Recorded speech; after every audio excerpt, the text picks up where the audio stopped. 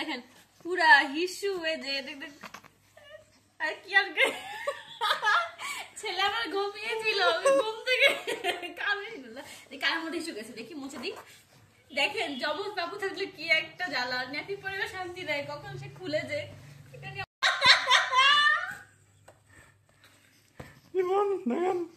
আবার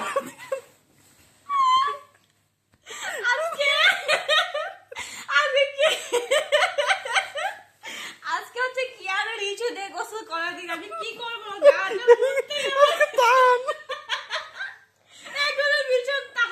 দেখেন এই যে হিসু দেখেন এখানে শুয়েছিল আমার বাচ্চাটা, ওখান থেকে হিসু বের করে গেল। আচ্ছা কি হচ্ছে এইসব? ইলমান আমাকে মাখালো, ইলমান ওকে মাখালো, আবার তাহান কি একটা অবস্থা বুঝ